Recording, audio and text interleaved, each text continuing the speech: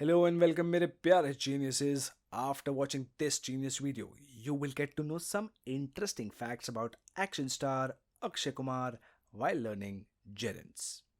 अब Akshay is known for his action and fitness, है ना? वो तो कहते हैं कि exercising keeps me fit even at this age. तो ऐसा करते हैं, let's take a look at this sentence. Here the word exercising is formed by adding ing to the verb exercise. So it is acting as a noun in the sentence. So such non-finite verbs which function as nouns and are formed by adding ing to the base form of the verbs, इन्हें कहते हैं gerunds. ठीक है, let's see the usage of gerunds.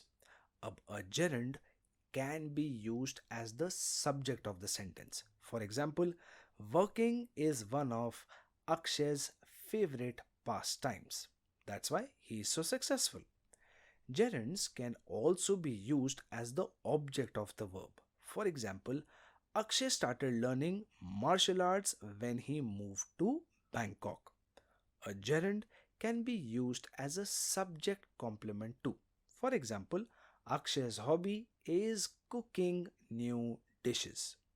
Gerund is also used as an object of the preposition. फिर से एक और example Akshay Kumar का.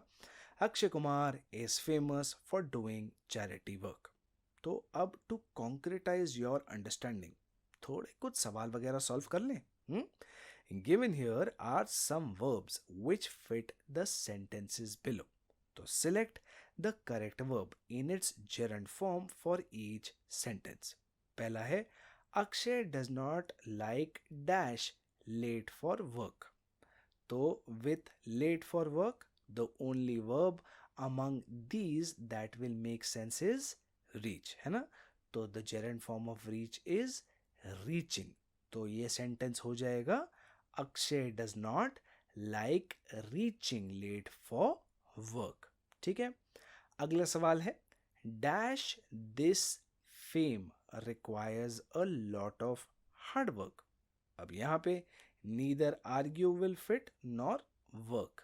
तो hence achieve जो है वो correct option हो जाएगा.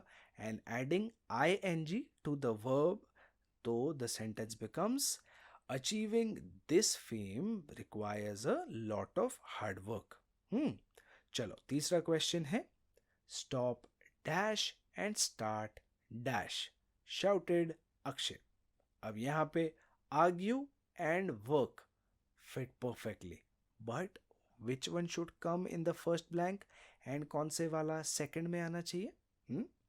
चलो let's put work in the first and argue in the second. तो stop working and start arguing shouted Akshay. अब do you think this is correct? नहीं, मतलब grammatically speaking तो है, लेकिन real life scenario में it doesn't make much sense ना. That's why the correct answer is stop arguing and start working shouted Akshay. So now you've understood all about gerunds and आप आसानी से full marks score कर सकते हो अपने exams में. तो इसी बहाने थोड़ा जीनियस ऐप पे और एक्सप्लोर करो ऐसे ही अमेजिंग वाले जीनियस वीडियोस, और मैं आपको मिलूंगा जल्द एक और ऐसे ही वीडियो के साथ. टिल देन जीनियस से पढ़ो, जीनियस बनो.